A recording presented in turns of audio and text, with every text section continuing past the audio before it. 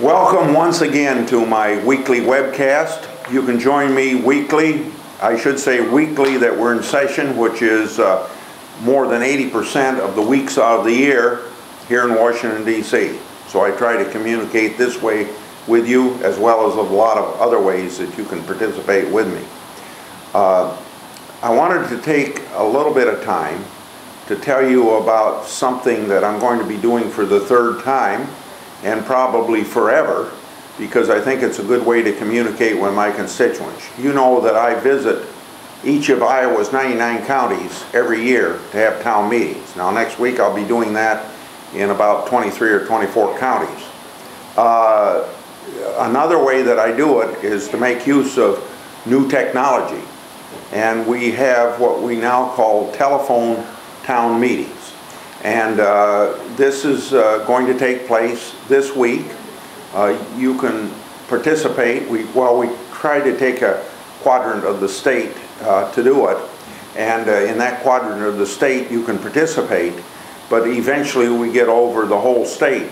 And we're able to communicate with about 30,000 constituents. Now, not all of those want to take advantage of this, so we have a lesser number of people that actually communicate, but we have thousands who do it.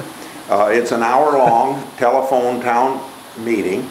You dial an 800 number, you get into the system, and about of the hundreds of people that are on for the whole hour, or the thousands that are on for a small part of the time, depending on how long you want to stay on. You can stay on for the whole hour if you want to, and I hope you do. You can access to ask questions. Now those that, we only get about 15 to 20 questions in the hour. You get more if I didn't give such long answers, but sometimes you have to give long answers. Anyway, if you have a question that I don't get to answer orally, we will answer it by mail. So one way or the other, you're going to get your question answered. And I found it a very good way to get to more people to answer their questions, or to have more people hear my answers to questions than what I have at my town meeting, which may average in rural America 50 to 70, and in urban Iowa, of course, you get a lot more than that coming to a town meeting. If you're interested in what we're doing on the Senate floor, and I'd like to bring you up to date on that, this week, at least the first part of the week, will be devoted to the stimulus package. Later on, we'll probably be doing something, other little things, but nothing real major like the stimulus package, which we hope to get to the President by the end of the week.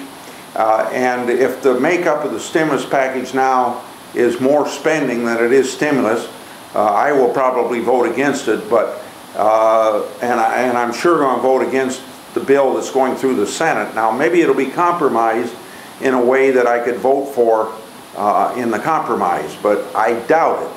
But I'm going to give it full and open consideration, as I should any piece of legislation.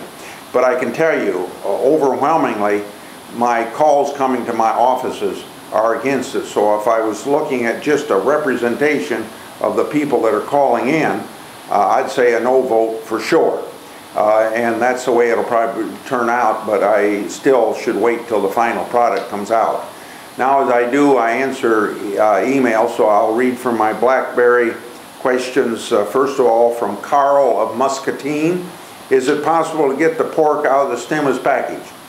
There will probably be less pork in the bill that passes the Senate than passed the House.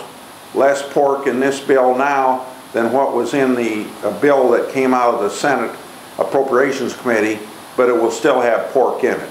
In other words, instead of being a stimulus bill, you could call it a porkulus bill.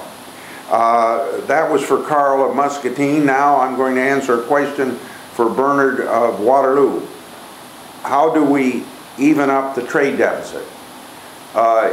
It's not going to be evened up, Bernard, for a while.